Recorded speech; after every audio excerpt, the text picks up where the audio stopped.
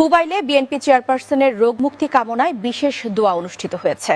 রবিউল আলমের প্রতিবেদনে দেখুন বিস্তারিত।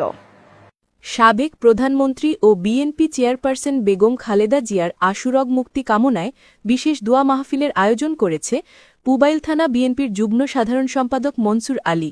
রবিবার ৩০ নভেম্বর বিকেলে মাঝুখান পূর্বপাড়া বাইতুন নূর জামে মসজিদে এ দোয়া মাহফিল অনুষ্ঠিত হয়।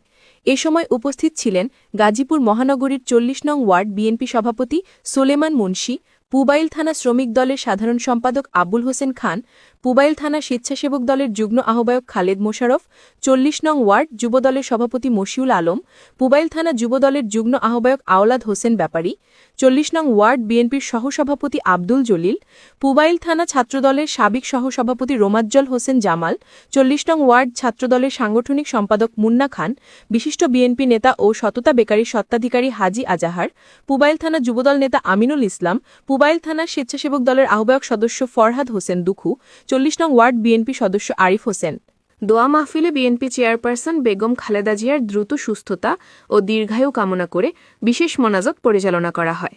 পাশাপাশি শহীদ প্রেসিডেন্ট জিয়াউর রহমান, ভারপ্রাপ্ত চেয়ারম্যান তারেক রহমান, জিয়া পরিবারের সদস্যদের মঙ্গল কামনা করা হয়। এই সময় মনসুর আলী বলেন, বেগম খালেদা জিয়া শুধু একজন রাজনৈতিক নেতা নন, তিনি বাংলাদেশের গণতান্ত্রিক আন্দোলনের প্রতীক।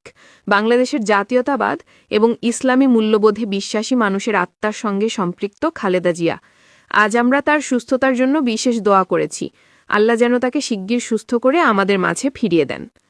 সোলাইমান মুন্সি বলেন, দেশের সংকটময় সময়ে জাতীয় মুক্তির আন্দোলনকে বেগবান করতে খালেদা জিয়ার ভূমিকা অপরিসীম। তার সুস্থতা দেশের মানুষের প্রত্যাশার সঙ্গে গভীরভাবে যুক্ত। দেশের এই ক্রান্তিলগ্নে খালেদা জিয়ার দূরদর্শী চিন্তা এবং নেতৃত্ব এ দেশের আপামর জনসাধারণ প্রত্যাশা করেন। মহান আল্লাহ যেন আমাদের প্রত্যাশার বাতিঘর বেগম খালেদা জিয়াকে সুস্থভাবে ফিরিয়ে দেন।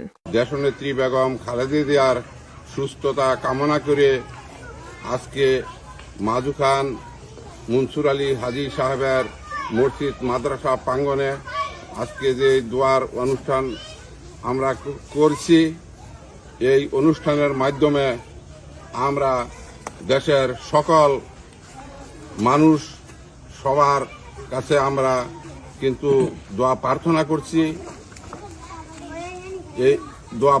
করছি, আল্লাহ যেন ওনাকে সুস্থ করে